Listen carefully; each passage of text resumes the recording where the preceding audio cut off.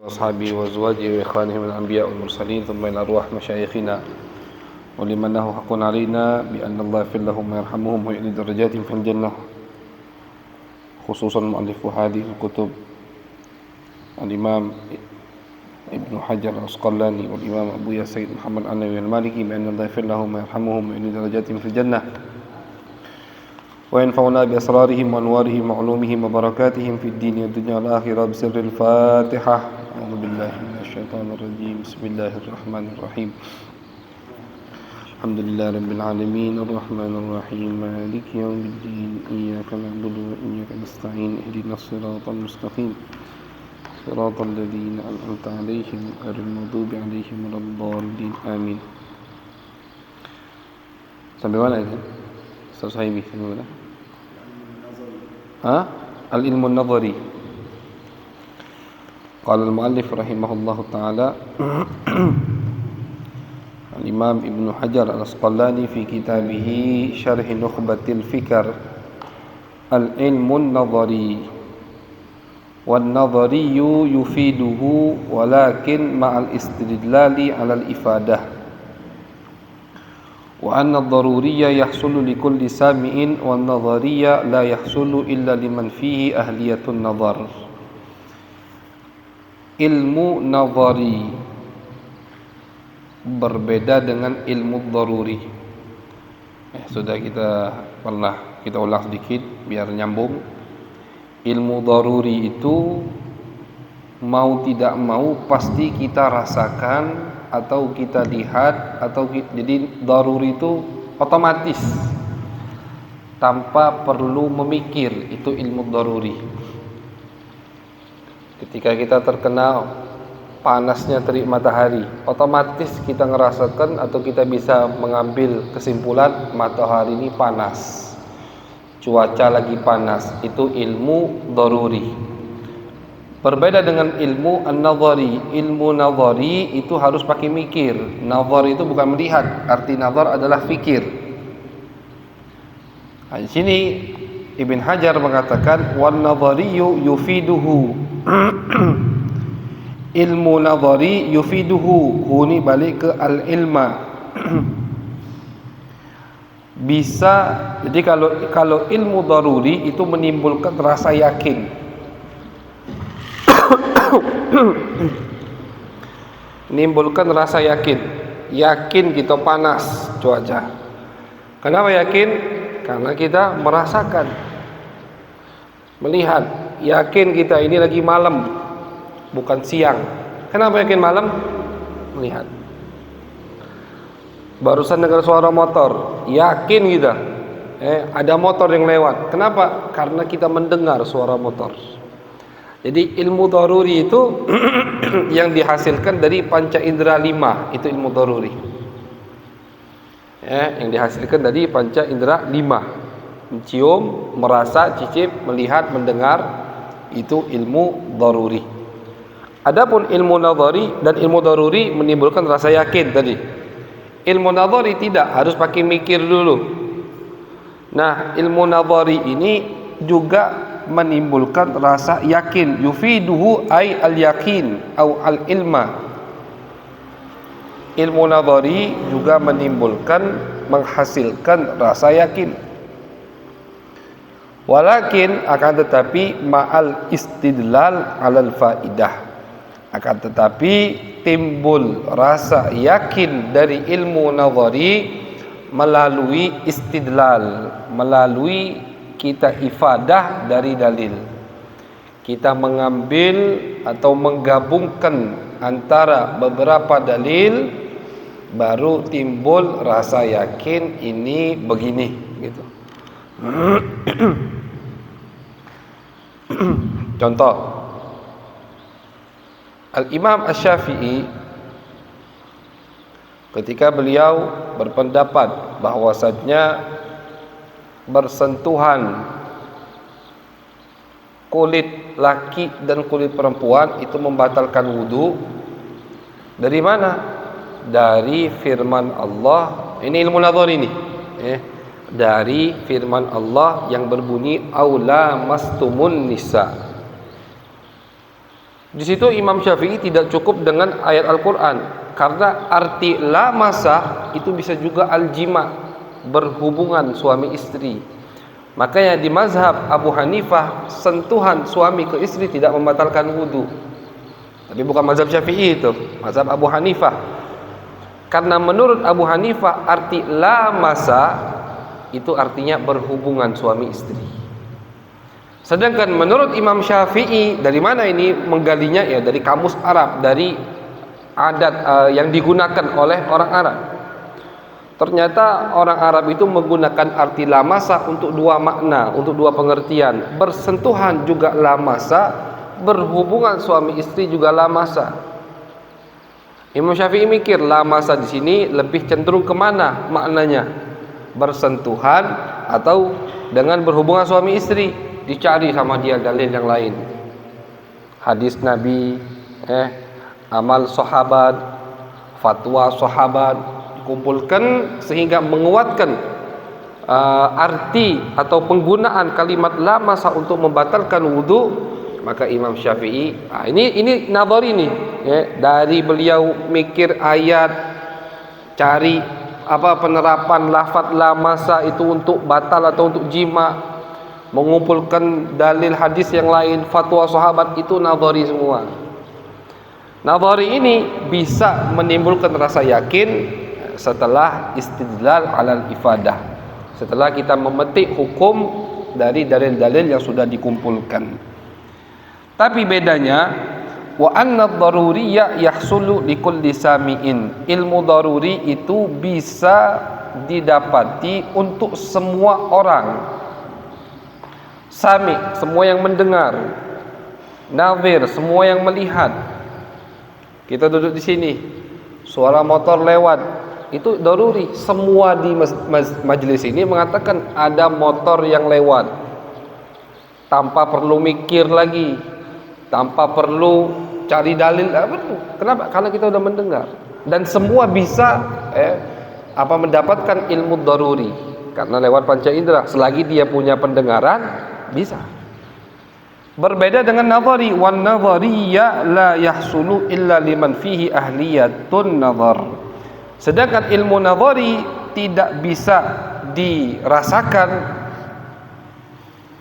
kecuali melalui orang-orang yang memiliki ahliyah, yang memiliki alat untuk berfikir, atau yang memiliki kemampuan untuk berfikir, mengambil hukum dari dalil-dalil yang beliau kumpulkan. Jadi ini kan pembahasan mutawatir ini nih. Akhirnya nyerempet sedikit ke pembahasan ilmu. Ini walaupun ini pembahasan usulul fikih, ini bukan pembahasan ilmu hadis, ilmu usulul fikih, ilmu untuk para ulama mazhab. Cuman karena berkaitan dengan mutawatir, sedikit dibahas sama Ibn Hajar. Ya, jadi beda ilmu daruri, beda dengan ilmu nadhari.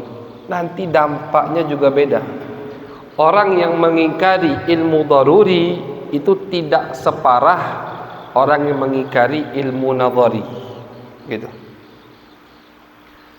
Mutawatir. Kenapa mutawatir dinamakan ilmu daruri? Artinya wajib kita percaya, wajib kita mengamalkan hadis yang mutawatir karena ilmu daruri. Artinya tidak mengingkari mutawatir kecuali seperti orang yang buta dan tuli. Kenapa? Karena sudah sanadnya banyak dari Nabi. Hadis ini diriwayatkan oleh fulan, sanadnya sendiri ke Nabi. Oleh fulan, sanadnya sendiri ke Nabi. Seperti tadi, seperti kita mendengar suara motor, mau tidak mau kita harus yakin motor lewat. Untuk yang lain juga ya. Jadi biar sambil ngopi santai. Kan dalu nih. Sambil ngopi jadi seger. Jadi kenapa di hadis mutawatir dibahas ilmu daruri dan ilmu nadhari? Karena hadis mutawatir kita harus yakin. Sebagaimana ketika minum air panas kita yakin ini panas, hadis mutawatir kita harus yakin itu dari Nabi. Kalau ente sudah yakin itu dari Nabi masih ente ingkari, Makanya bisa murtad orang yang mengingkari hadis mutawatir. Kenapa murtad keluar dari agama? Ya tidak nurut berarti sama Nabi. Jelas hadisnya dari Nabi, sanadnya 10. Ya udah, penjelasan mutawatir udah kita lewatkan. Sebagaimana kita harus yakin mau tidak mau ketika minum ini panas, tidak bisa diingkari. Hadis mutawatir juga tidak bisa diingkari, nyambung ke Nabi Muhammad sallallahu alaihi wasallam. Berbeda dengan hadis selain mutawatir. Jadi hadisnya ahad, setelah ini dibahas nanti. Ahad itu misalkan hadisnya sanadnya dari Imam Bukhari, cuman yang ke Nabi Imam Bukhari cuman Imam Bukhari yang meriwayatkan hadis itu. Ulama yang lain tidak ada yang meriwayatkan, maka itu namanya hadisnya ahad. Ahad itu di bawahnya mutawatir. Hadis ahad tidak kafir orang yang mengingkarinya. Begitu. Jadi kalau apa hukumnya mengingkari hadis? Lihat dulu sanadnya. Kalau sanadnya mutawatir, murtad, mengingkari hadis mutawatir. Bisa murtad, walaupun kita tidak boleh langsung hukumi, oh murtad ente, tidak boleh. Harus lihat syarat-syaratnya dulu. Cuman bisa murtad kalau orang mengingkari hadis mutawatir karena ilmunya daruri. Yang ditimbulkan atau yang dihasilkan dari sanad mutawatir daruri, seperti nyicipi minuman yang panas, tidak boleh diingkari. Yang ingkarinya berarti stres, agak miring gitu. Tapi kalau hadis selain sanad mutawatir yang ahad tadi, pokoknya ahad itu selain mutawatir itu ahad. Nanti ada bagian, nanti bakal dibahas sama Imam Ibnu Hajar. Ada farad, ada gharib, ada aziz, ada masyhur, mustafid. Ini semua bagian yang ahad. Ahad itu kebalikan mutawatir pokoknya. Tidak sampai derajat mutawatir, namanya hadis ahad. Sanadnya ahad. Ahad itu nadhari. Nadhari. Sehingga kita, kalau ada orang yang mengingkari hadis sahih, sama-sama sahih tapi sahih yang diriwayatkan Imam Bukhari, tapi sanadnya tidak banyak sehingga bukan mutawatir, maka orang yang mengingkari hadis tersebut tidak sampai murtad, melainkan fasik. Tetap dosa, soalnya sanadnya sahih, sanadnya nyambung ke Nabi dengan jelas. Tapi karena yang meriwayatkan cuma 1-2 orang, bukan seperti mutawatir, yang mengingkarinya tidak sampai murtad, begitu. Tapi fasik. Kenapa fasik? Karena nadhari. Karena hadis ahad tidak semua orang bisa tahu itu hadis ahad. Tidak seperti ketika kita mencicipi kopi panas, tahu ini panas rasanya. Tidak. Harus orang yang mikir, ulama hadis, dengan dalil yang lain, begitu. Intinya begitu. Wa innama ubhimat syurutan tawatur fil asli. Kenapa syarat-syarat mutawatir tidak disebutkan di matan? Ini kata Ibn Hajar, kan ini kan syarah Nukhbah. Jadi Ibn Hajar di matan tidak membahas syarat-syarat mutawatir, li'annahu ala hadhil kayfiyati laisa min mabahithi ilmil isnad. Karena pembahasan mutawatir dari segi yang kita lagi bahas sekarang itu bukan pembahasan ilmu sanad. Bukan, jadi ilmu daruri, ilmu nadhari itu bukan pembahasan ilmu hadis, tapi pembahasan ilmu usulul fiqih. Ya, ilmu hadis dan ilmu usul fikih ini, dua-dua ilmu ini harus dimiliki oleh ulama yang mujtahid, yang ingin jadi ulama besar, harus menguasai dua ilmu ini. Ilmu isnad yubhatsu fihi an sihhatil hadits aw dha'fi, karena ilmu sanad itu yang dikaji, yubhatsu, yang dikaji, yang dibahas. Di dalam ilmu sanad itu hanya apa? Hanya sahnya, sahihnya hadis atau tidak sahihnya. Baterai ya, Bu? Oh, enggak.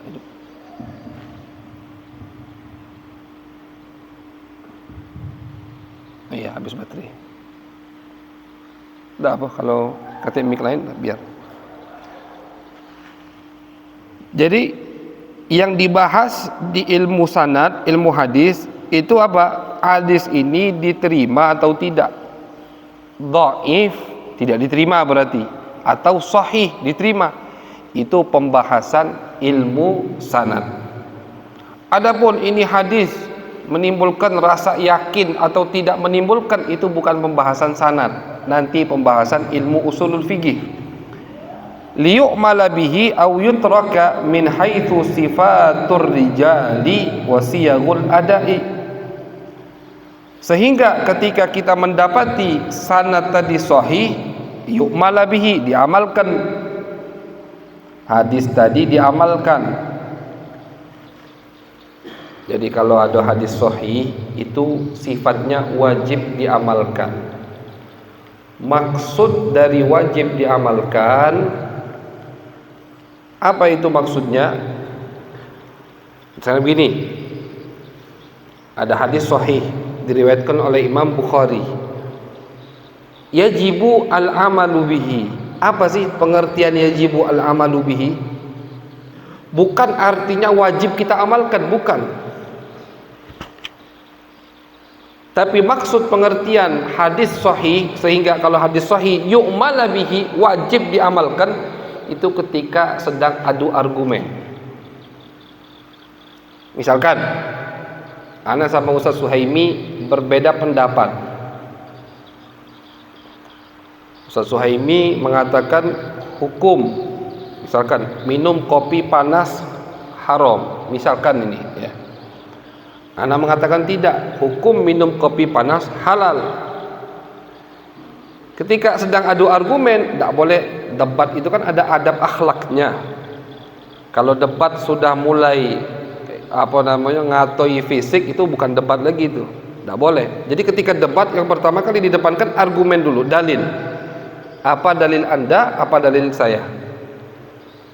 Ketika Ustaz Suhaimi mengeluarkan satu hadis yang sahih sampai kepada Nabi bahwasannya minum kopi yang panas itu haram, dan ana tidak punya dalil, maka ana wajib mengikuti pendapat Ustaz Suhaimi. Begitu, itu maksudnya setiap hadis yang sahih yajibu al-amalu bihi. Tapi bukan artinya ana wajib minum kopi, bukan. Beda ya, beda. Jadi maksud hadis yang sahih, jadi hadis, kalau hadis sahih maka wajib diamalkan. Maksud wajib diamalkan tadi gitu, ketika sedang adu argumen, ana tidak memiliki hadis atau punya hadis cuma sanadnya dhaif, maka ana wajib mengamalkan yang punya hadis. Dan ini untuk semua orang, bukan hanya untuk kita, bahkan untuk semua ulama pendiri mazhab itu juga begitu. Maka jangan heran ketika Imam Malik, Imam Syafi'i, Imam Abu Hanifah mengatakan idza sahhal haditsu fahuwa madhhabi. Kata Imam Syafi'i, kalau ada hadis yang sahih maka itulah mazhabku. Berarti pendapat Imam Syafi'i yang kita amalkan itu semua ada hadisnya. Tapi misalkan kata Imam Syafi'i, kalian menemukan pendapat aku yang tidak didasari oleh hadis, dan kalian mendapatkan hadis yang sahih, fadribu bihi ardhal haid, maka pendapatku lemparkan ke dinding. Artinya jangan dipakai, buang. Kalau kalian mendapatkan pendapatku tidak didasari oleh dalil hadis, kalian menemukan hadis yang sahih, maka pendapatku lemparkan ke dinding, jangan dipakai, pakai hadis Nabi. Kenapa? Karena hadis sahih yajibu al-amalu bihi. Hadis kalau sudah sahih wajib diamalkan, artinya wajib kita ikuti, baik nanti hukumnya mubah atau kandungannya sunnah atau isinya wajib, harus kita ikuti. Berarti ketika kita melihat perbedaan antara mazhab, itu bukan artinya mereka tidak tahu dengan dalilnya. Imam Malik ditanya, wahai Imam Malik, kenapa kau meriwayatkan hadis yang berbeda dengan mazhabmu? Apa kata Imam Malik? Kata Imam Malik, biar orang bodoh sepertimu tahu bahwasannya aku ini memiliki pendapat juga didasari oleh hadis. Dan aku tahu yang berbeda pendapat denganku juga dengan hadis. Begitu. Jadi di Muwatta Imam Malik itu ada beberapa hadis yang Imam Malik tidak mengamalkan hadis itu. Pendapat beliau, mazhab Imam Malik berbeda dengan hadis itu. Kata Imam Malik, ditanya Imam Malik, kenapa? Kata Imam Malik, biar orang bodoh sepertimu, karena yang bertanya ini suka menimbulkan fitnah, adu domba gitu. Kata Imam Malik, biar orang bodoh sepertimu tahu bahwasannya ketika aku berpendapat dengan satu pendapat, aku tahu semua hadis Nabi yang berkaitan dengan pendapat ini. Baik hadis tadi mendukung pendapatku atau hadis tadi mendukung pendapat yang lain. Begitu.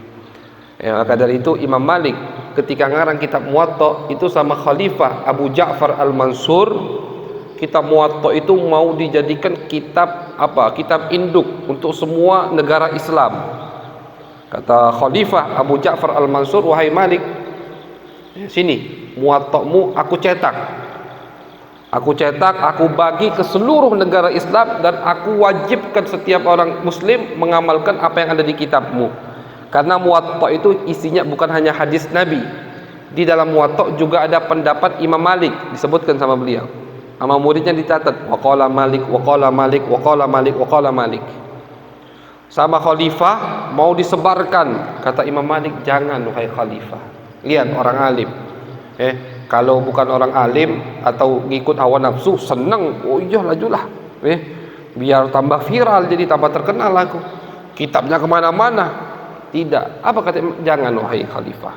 Karena sahabat Nabi itu berpencar tidak hanya di Madinah, dan yang di Irak, yang di Syam, yang di ujung dunia itu mengamalkan semua melalui riwayat yang mereka dapatkan dari sahabat Nabi besar Muhammad SAW. Jadi jangan. Tidak mau Imam Malik. Tetap kitab Muwatta dan dicetak hanya di Madinah, walaupun tersebar tetap kitab Muwatta. Jadi artinya ketika ulama mazhab berbeda pendapat, itu bukan artinya mereka tidak ada dalil. Nah ini yang tidak diketahui oleh anti mazhab ini. Ngapain ikut Syafi'i? Kan kita Nabi kita Muhammad dia aja dong, kan begitu. Mereka tidak tahu. Dikira Syafi'i siapa nabinya? Berhala? Bukan. Hubal. Tetap Nabi.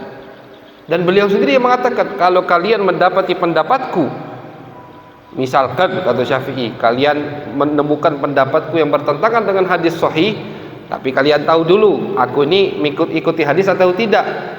Tidak ada hadisnya, maka lempar pendapatku. Karena Imam Syafi'i tidak semua pendapatnya beliau sebutkan hadisnya.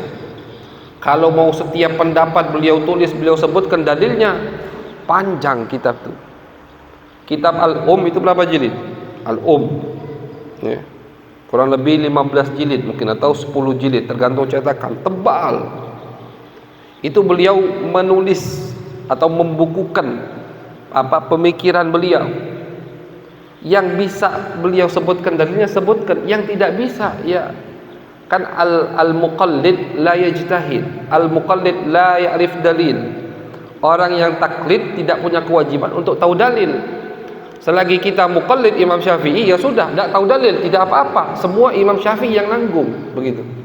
Tidak ada kewajiban kita untuk tahu dalil. Ini di ilmu furuq, ilmu syariah, bukan ilmu tauhid. Ya. Jadi itu pengertian daripada yajibul amalu bihaditsin sahih. Hadis sahih wajib diamalkan. Maksudnya tadi ketika sedang adu argumen, orang yang mengatakan sesuatu itu tidak boleh, tidak punya dalil, harus mengikuti dalil yang mengatakan boleh. Au yutraka, atau hadis tersebut ditinggalkan, tidak diamalkan karena dhaif. Tergantung min haitsu sifatur rijal wa siyagul ada. Tergantung sifat-sifat perawi, ar-rijal artinya perawi, wa siyagul ada, dan bagaimana cara mereka menyampaikan hadis Nabi besar Muhammad sallallahu alaihi wasallam. Jadi ketika ulama meriwayatkan hadis, cara mereka menyampaikan pun itu dibagi sama ulama. Kalau jadi nanti bakal dibahas sama Ibn Hajar, ada cara yang yakin bahwasanya dia ini dengar langsung dari gurunya. Ada beberapa lafaz yang tidak meyakinkan dia dengar langsung atau tidak kepada gurunya. Jadi kalau dengan lafaz-lafaz yang yakin seperti haddatsana, akhbarona, aku diberitahu, atau sami'tu, aku mendengar guruku, itu kalimat yang yakin. Oh, berarti benar dia ini yakin dengar dari gurunya. Kita yakin. Kenapa? Misalkan sekelas Imam Bukhari tidak mungkin bohong. Imam Bukhari tidak mungkin bohong. Ketika Imam Bukhari mengatakan aku dengar hadis ini dari guruku, udah yakin kita betul itu dia dengar, karena kalimatnya meyakinkan, mendengar. Atau aku diberitahu oleh guruku. Oh, ada kalimat yang tidak meyakinkan, ada, seperti kalimat an. Walaupun misalkan Imam Bukhari menggunakan kalimat an, itu masih bisa jadi Imam Bukhari tidak mendengar langsung dari gurunya, dan itu tidak bohong. Misalkan ana ngomong hadis ini dari Sayyid Alawi Al-Maliki, kalian komentar, Habib, antum kan lahir Sayyid Alawi sudah meninggal. Loh, ana tidak bilang aku dengar langsung, atau ana tidak bilang aku diberitahu. Dengar langsung tuh sami itu diberitahu tuh haddatsana. Tapi yang aku sampaikan kepada kalian dari itu an. Kalau bahasa Arabnya di hadis an, dari. Ya kalau dari tidak bohong, cuman aku dengar langsungnya dari Abuya Sayyid Ahmad, Abuya Sayyid Ahmad dari Abuya Sayyid Muhammad, baru dari Sayyid Alawi. Cuman untuk menyingkat waktu, langsung dari Sayyid Alawi. Itu maksudnya kalimat yang meyakinkan atau tidak meyakinkan ketika meriwayatkan hadis Nabi besar Muhammad sallallahu alaihi wasallam. Wal mutawatiru la yubhathu an rijalihi bal yajibul amalu bihi min ghairi bahthin. Hadis mutawatir itu tidak perlu lagi dicek atau dicari-cari perawinya, tidak perlu. Oh, hadis ini mutawatir, pengen cek dulu deh, pengen cek dulu perawinya, diterima atau tidak, tidak perlu. Ketika mendengar hadis mutawatir dan kita sudah yakin itu betul mutawatir, tidak perlu lagi mau ngecek perawi-perawinya. Bal yajibul amalu bihi min ghairi bahthin. Akan tetapi wajib diamalkan. Pengertian yang tadi ya, wajib diamalkan artinya wajib diterima hadis mutawatir tanpa perlu dikoreksi lagi. Jadi kalau sudah dikoreksi, sudah yakin ini mutawatir, tidak perlu lagi kita mau ngoreksi perawinya. Berbeda dengan hadis lain mutawatir, itu perawinya perlu dikoreksi. Faidatun, dzakara Ibnu Shalah mengatakan, anna mithal al-mutawatir ala tafsir al-mutaqaddim ya'izzu wujuduhu, bahwasanya contoh hadis mutawatir dengan pengertian tafsir, dengan pengertian al-mutaqaddim yang sudah disebutkan, ya'izzu wujuduhu, jarang sekali adanya. Azza ya'izzu, nadir, jarang sekali adanya. Illa an yudda'a dalik fi hadis man kadzaba alayya, kecuali kalau kita katakan hadis man kadzaba alayya muta'ammidan itu mutawatir. Ini pendapat Ibnu Shalah, dibantah oleh Ibn Hajar. Wa madda'ahu minal izzati mamnu'un. Kata Ibn Hajar, apa yang dikatakan oleh Ibnu Shalah bahwasannya hadis mutawatir dengan pengertian yang sudah lewat itu jarang adanya, mamnu'un, tidak benar. Jadi biasa ya, sesama ulama saling mengomentari, biasa. Ibn Hajar mengomentari ulama sebelumnya, Ibn Shalah, biasa. Karena ini pembahasannya ilmu.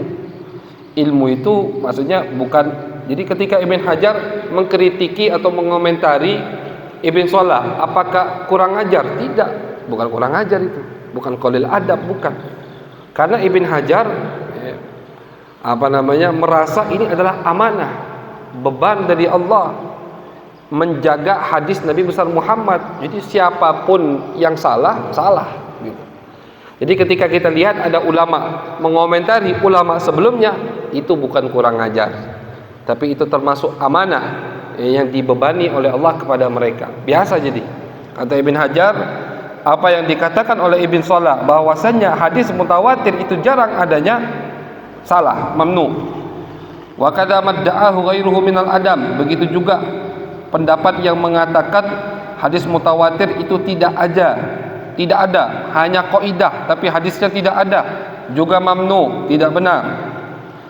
Lianna dzalika nasya'a an qillati, karena pendapat tersebut nasya'a, timbul, an qillati tila'in, dari sedikitnya mutalaah mereka. Lihat tuh, Ibn Hajar mengatakan Ibn Salah sedikit mutalaahnya, makanya berpendapat hadis mutawatir jarang adanya. Ala kasratit turuq wa ahwalir rijal, sedikit mutalaah mereka dari banyaknya sanad-sanad dan ahwalir rijal, keadaan perawi-perawi. Wasifatihim, dan sedikitnya mutalaah mereka membaca sifat-sifat perawi, al-muqtadiyati, yang mengharuskan atau yang menimbulkan, li'ibadil adah, untuk tidak mungkinnya perawi-perawi tersebut, an yatawata'u alal kadhib, untuk sengaja berbohong, au yahsula minhum ittifaqan, atau tidak sengaja mereka semuanya salah. Jadi kan pengertian mutawatir, hadis mutawatir adalah hadis yang diriwayatkan oleh banyak perawi, yang mana setiap perawi di setiap generasi perawinya banyak, yang mana setiap perawi di setiap generasi yang perawinya banyak tadi menimbulkan rasa yakin dalam diri kita, ini perawi sebanyak ini tidak mungkin sepakat bohong, dan tidak mungkin tidak sengaja semuanya salah. Tidak mungkin 10 orang sekelas Imam Syafi'i tidak mungkin sepakat bohong. Kalau ada yang mau bohong 1, 2, 8 tidak mungkin bohong. Atau sepakat salah tanpa disengaja salah semua, sekelas Imam Syafi'i 10 tidak sengaja salah, kalau mustahil. Itu pengertian hadis mutawatir. Nah, kata Ibn Hajar, Ibn Salah mengatakan pengertian seperti itu untuk hadis mutawatir jarang adanya, itu dikarenakan kurang murojaah, kurang mentelaah keadaan sifat-sifat perawi yang ada bahwasanya mereka itu tidak mungkin sepakat untuk berbohong, atau tidak disengaja semuanya salah.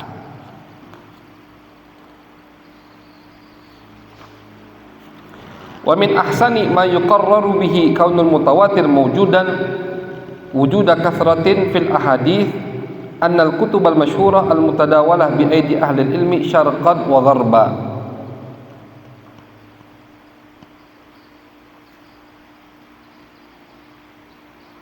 Termasuk dalil yang paling bagus, ma yuqarraru bihi, untuk menetapkan kaunul mutawatir, bahwasanya hadis mutawatir mawjudan, itu ada, wujuda kasratin fil ahadits, banyak seperti banyaknya hadis. Jadi kata Ibn Hajar, termasuk dalil yang paling bagus untuk menetapkan bahwasannya mutawatir itu banyak, bukan hanya ada tapi banyak. Apa dalilnya? Annal kutubal masyhurah, bahwasannya kitab-kitab yang terkenal, masyhurah, terkenal, al mutadawalah, yang berada atau yang dimiliki, bi aidi ahli ilmi, yang dimiliki oleh ulama-ulama penuntut ilmu, syarqan wa gharba, baik yang di timur atau yang di barat, al-maqtu'a indahum, yang mana yakin, yang memiliki kitab terkenal tadi, baik di timur atau di barat, yang memiliki kitab tadi yakin bahwasanya kitab yang mereka miliki bisihhati nisbatiha ila musannifiha, kitab yang mereka miliki itu nisbatnya betul kepada muallifnya, pengarangnya.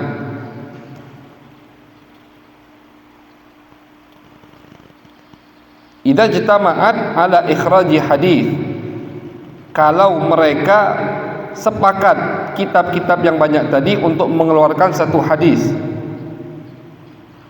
wa ta'addadat turuquhu, dan perawinya sanadnya juga berbeda-beda, banyak, ta'addudan, banyak, sehingga tuhilul adatu, tidak mungkin tawatu'uhum alal kadhib, sepakat untuk berbohong, ila akhir syurut, sampai syarat-syarat yang lain dari hadis mutawatir.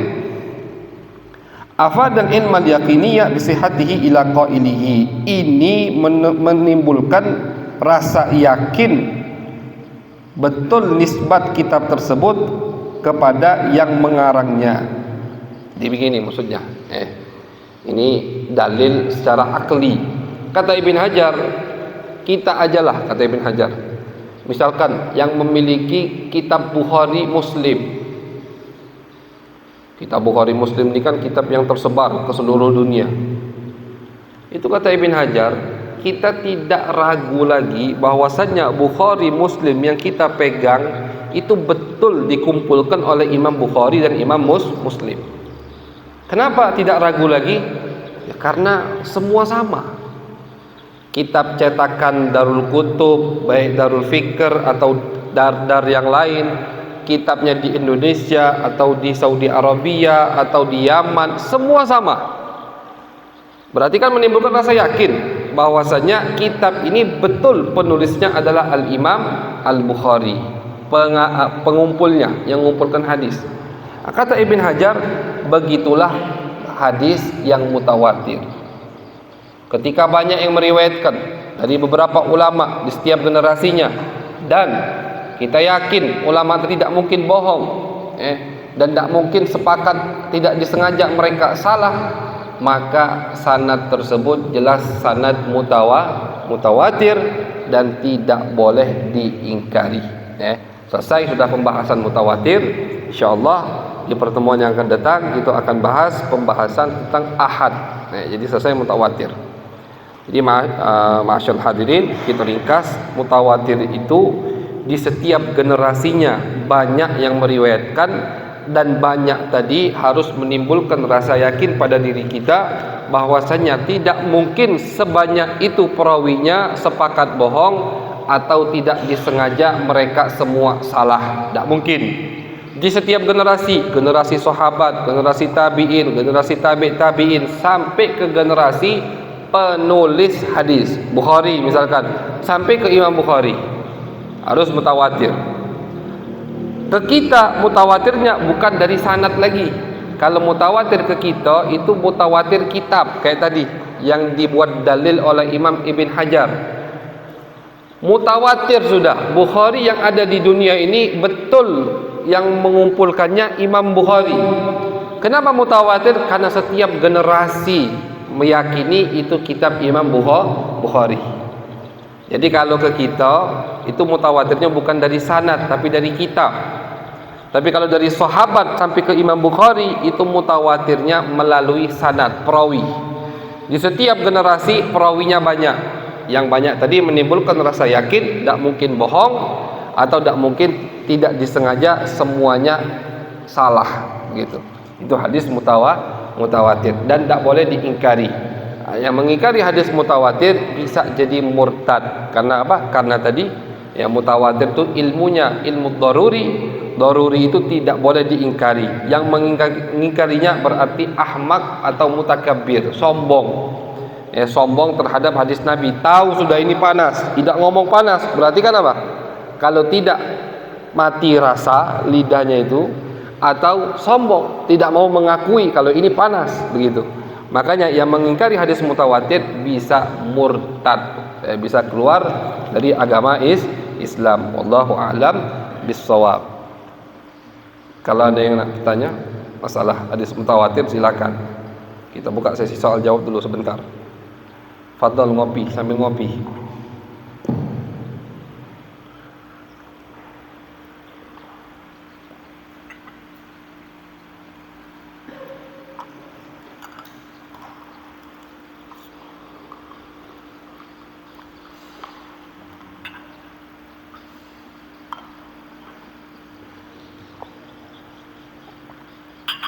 atau masalah hadis yang lain. Kalau ada yang tanya, betul, diskusikan. Ada yang tanya? Kalau kata kita baca seterusnya.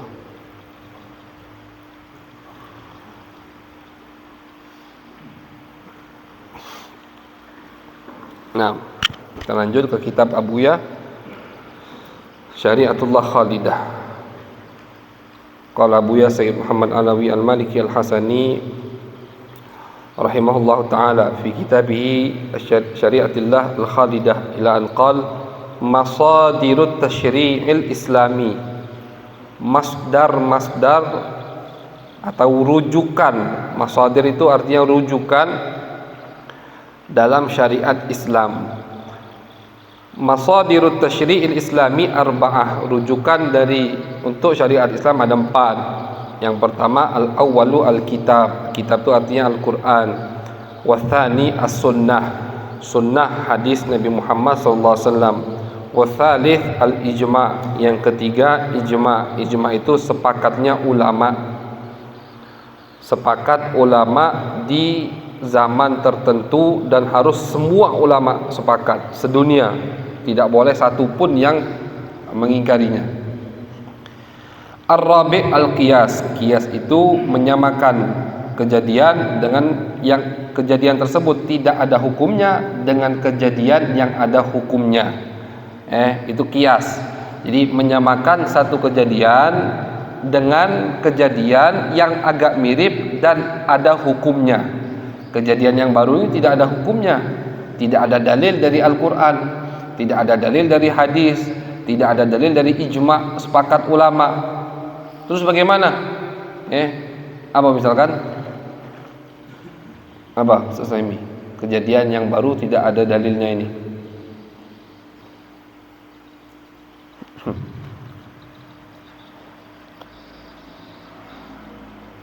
Apa?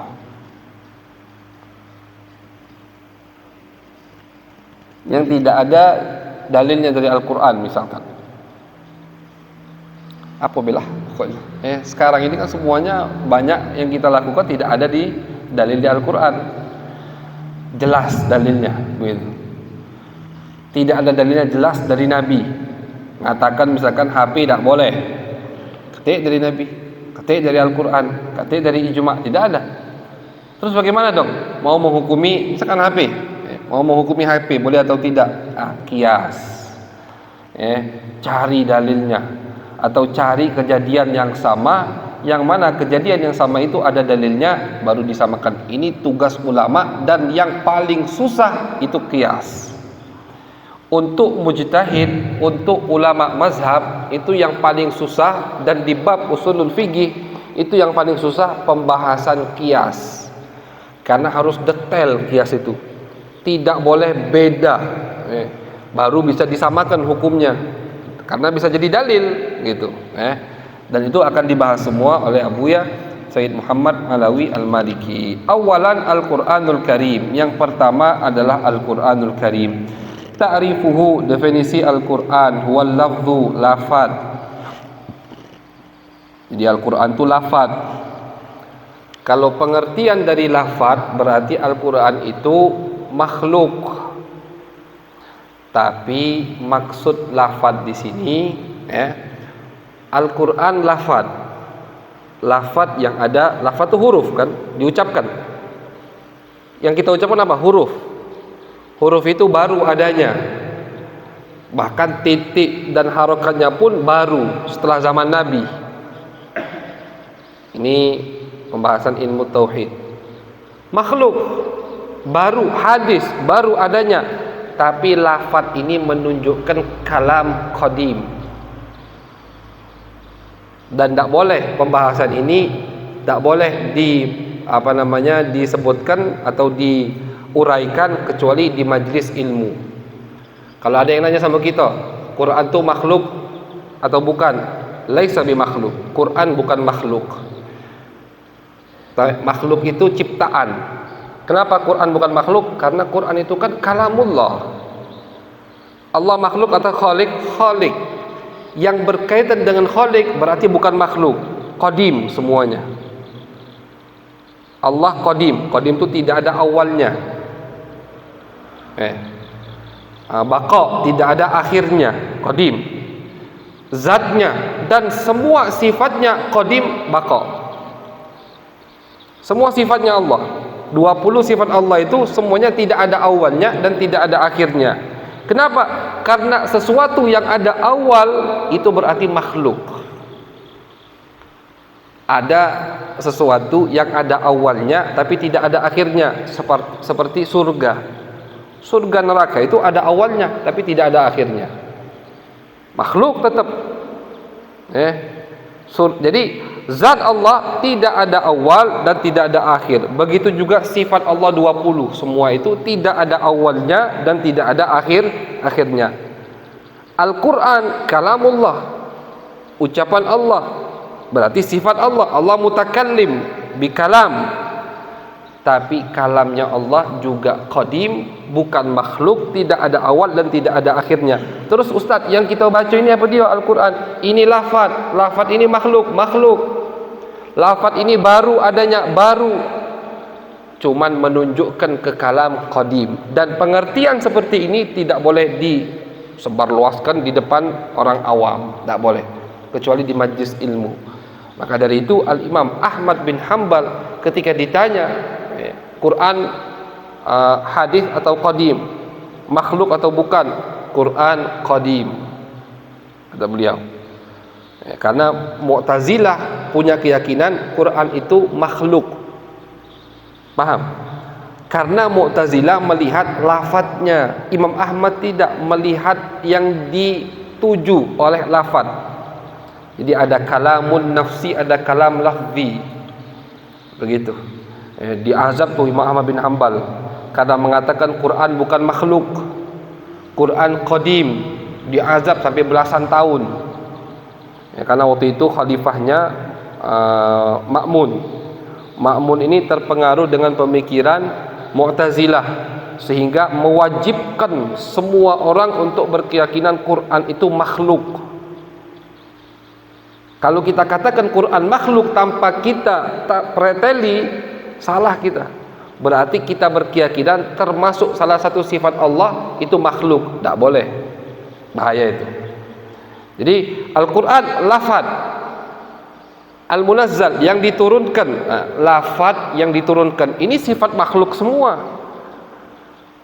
Yang diturunkan berarti kan dari atas misalkan ke bawah, itu kan yang diturunkan. Yang dibawa dari Jibril dibawa ke Nabi ini sifat makhluk. Yang makhluk ini lafadznya, sekali lagi, tapi bukan kalamullahnya. Begitu. Lafadz ini hanya sekedar pakaian atau bagian luar, mengandung kalamullah al-qadim. Kalamullah laisa biharfin wala sautin.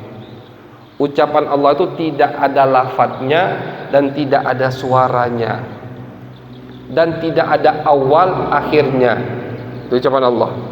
Oke, lihat ketika wa kallamallahu Musa taklima, ketika Allah mengajak bicara Nabi Musa, bagaimana? Apakah seperti kita berbicara begini? Tidak. Apakah ada awalnya? Assalamualaikum ya Musa. Waalaikumsalam ya Allah. Tidak. Setelah berpisah sudah Musa selesai? Tidak. Bagaimana pengertian kalamullah terhadap Nabi Musa? Kata ulama, Nabi Musa dibukakan hijab, fasami'a kalamullah al-qadim. Ketika Nabi Musa dibukakan hijab, mendengar kalamullah. Jadi bukan Allah baru berbicara ketika ada Nabi Musa. Karena kalau Allah baru berbicara ketika ada Nabi Musa, berarti ini sama dengan makhluk dong. Ada mulainya, ada awalnya. Akhirnya bagaimana? Akhirnya selesai ketika berbicara, bukan selesai omongan, bukan, tapi hijab kembali ditutup buat Nabi Musa sehingga tidak mendengar kalamullah. Begitu. Bagaimana? Apakah udah? Kalau sudah otak kita tidak mampu mikir, udah amanna wasallamna. Begitu deh. Kalau otak udah cak manu terus Ustaz. Bib, cak manu. Apa yang didengar Nabi Musa? Bagaimana Allah berbicara? Sudah amanna wasallamna. Karena masalah yang berkaitan dengan zatullah, sifatullah, itu masalah yang sangat bahaya. Jangan kita ikuti pemikiran kita. Kenapa banyak falsafat-falsafat yang keluar dari agama? Karena terlalu mengikuti otak mereka, akhirnya keluar dari agama.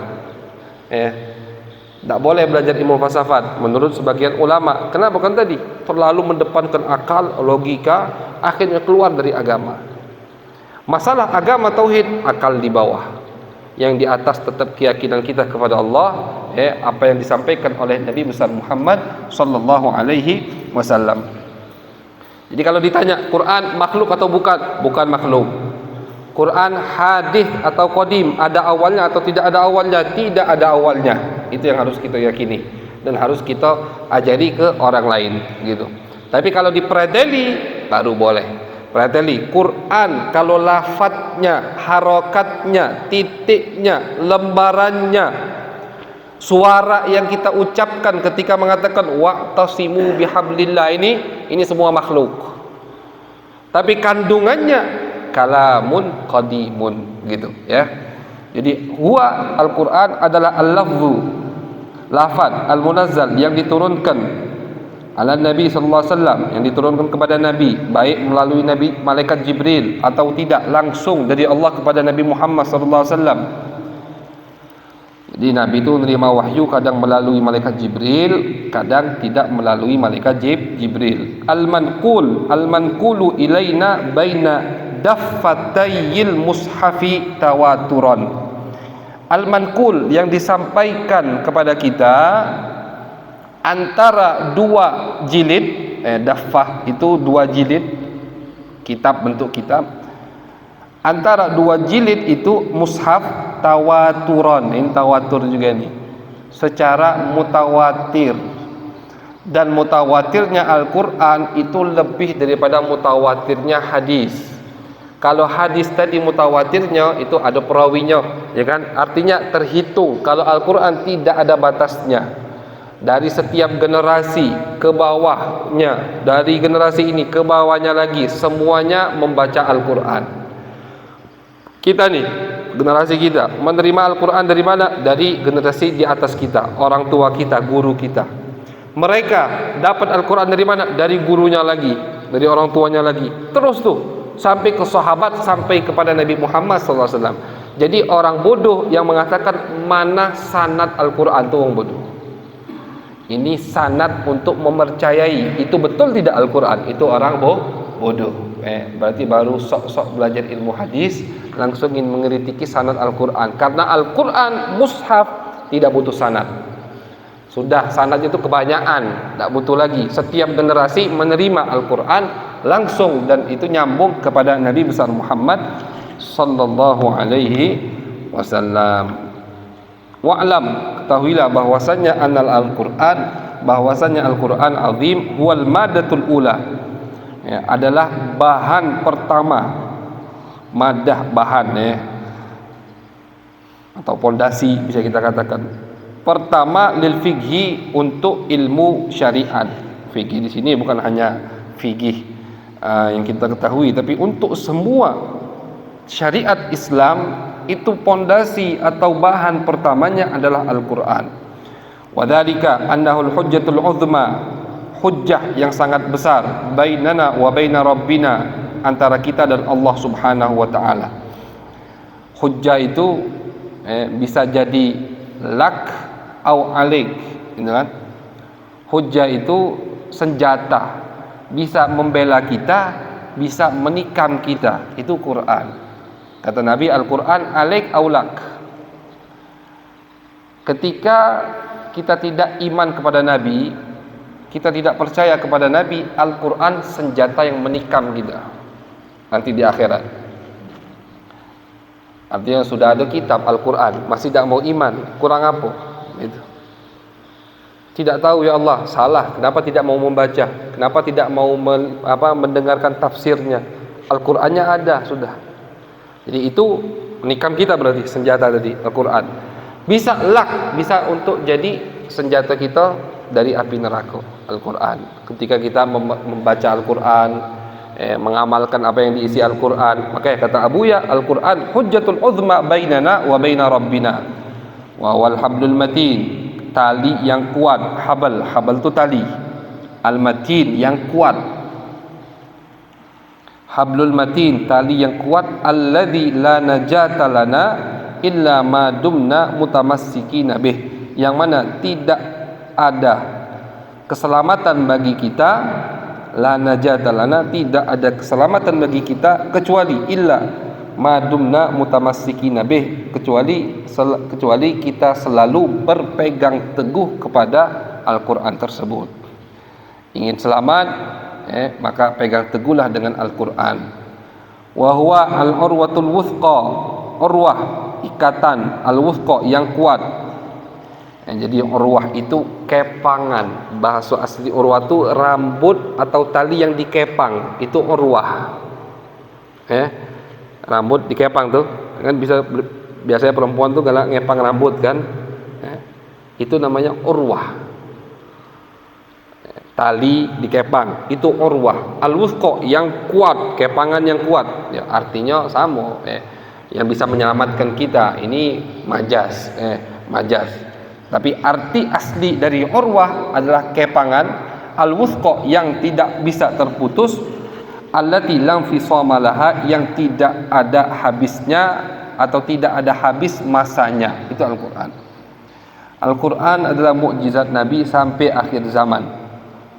Namun nanti di akhir zaman, naudzubillah min dzalik, itu Al-Qur'an diangkat oleh Allah, sehingga orang ngambil mushaf dibuka kosong halamannya. Itu udah akhir zaman itu. Hati yang nututi kita insyaallah. Karena udah zaman itu zaman bobroknya, udah itu hancur, udah zaman saat itu. Sudah Nabi Isa meninggal, Imam Mahdi meninggal, sudah mau kiamat tinggal. Di zaman itu ketika buka Al-Qur'an kosong, lembaran putih hanya. Semuanya hurufnya diangkat oleh Allah Subhanahu wa taala. Qala Allah taala, Allah mengatakan, wa'tasimu bihablillahi jami'an wa la tafarraqu, berpegang teguhlah dengan tali Allah. Apa itu tali Allah? Tadi Al-Qur'anul Karim. Wa la tafarraqu, jangan pecah belah, kata Allah. Wa qala ta'ala, laqad anzalna ilaikum kitaban fihi dzikrukum afala ta'qilun, telah kami turunkan kepada kalian kitab, satu kitab yang mana dalam kitab tersebut disebutkan kalian, baik kalian ini kita umat Nabi Muhammad atau khitabnya untuk orang Arab yang ada di zaman Nabi Muhammad SAW. Afala ta'qilun, apakah kalian tidak mau berfikir? Wa qala ta'ala wattaba'un nural ladzi unzila ma'ah, ketika Allah memuji orang-orang beriman adalah orang-orang yang mengikuti, ittaba'u, mengikuti, nura, cahaya, alladzi unzila ma'ah, yang diturunkan kepada Nabi Muhammad SAW. Ulaika humul muflihun, cahaya ini siapa? Al-Qur'an maksudnya. Mereka lah orang-orang yang beruntung. Ini sebagian dalil padahal di Al-Qur'an banyak dalil-dalil yang lain mengharuskan kita untuk berpegang teguh kepada Al-Qur'an. Wa qala sallallahu alaihi wasallam, taraktu fikum amrain lan tadillu ma tamassaktum bihima, kitaballahi wa sunnata nabiyyi.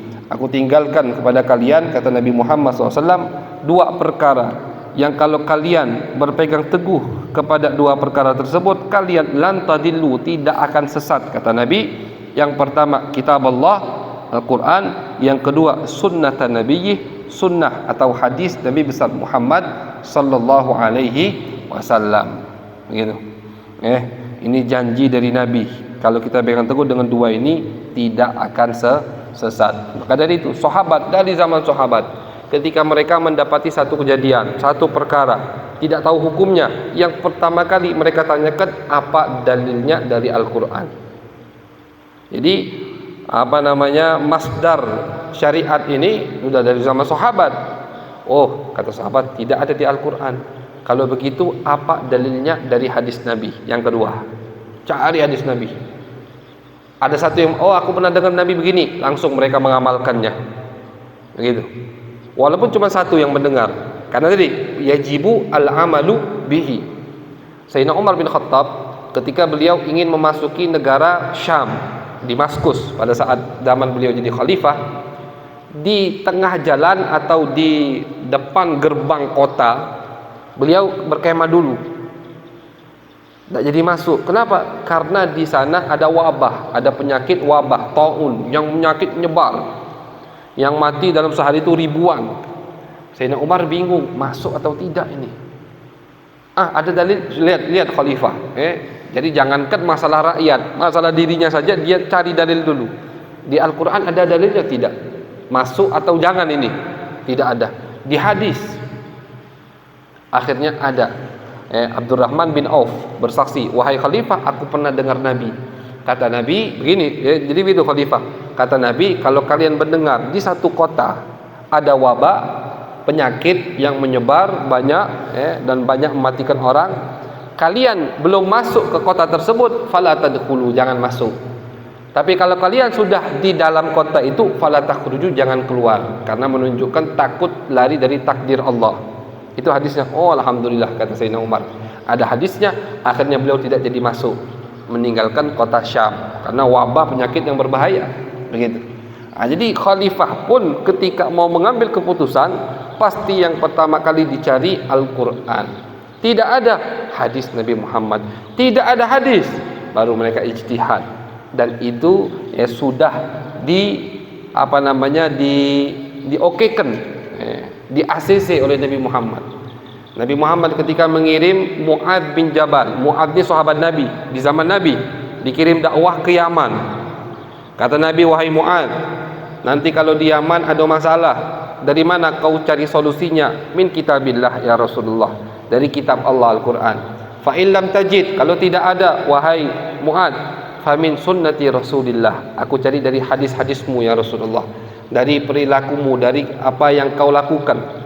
Fa in lam tajid, kalau tidak ada juga, karena Nabi kan 23 tahun cuma.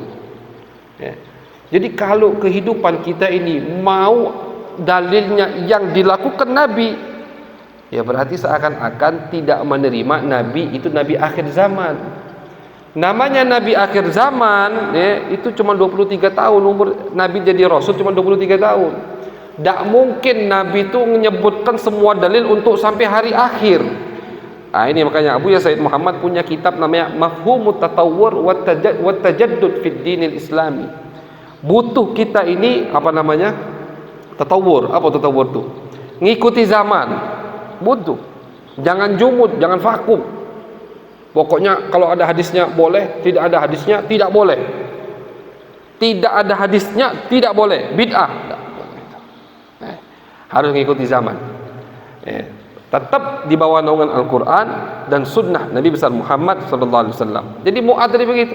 Kata Nabi, wahai Mu'adz, kalau tidak ketemu dalilnya di hadis bagaimana? Kata Mu'adz, ajtahidu, aku berijtihad ya Rasulullah, melihat maslahah, cari kejadian yang mirip yang ada di Al-Quran atau di hadis Nabi, baru aku berfatwa. Apa kata Nabi? Alhamdulillah alladzi waffaqa rasulillah. Kata Nabi, terima kasih kepada Allah yang telah memberi taufik utusannya Rasulullah Mu'adz bin Jabal. Artinya tidak mesti ada hadisnya atau ada Al-Qurannya, ada ijma, ada qiyas. Nah itu yang insya Allah akan kita pelajari di dalam kitab ini, kitab Abuya Sayyid Muhammad Alawi Al-Maliki Al-Hasani. Insya Allah kita lanjut di pertemuan yang akan datang. Wallahu a'lam bissawab. Ada yang bertanya? Lanjut. Jaturi.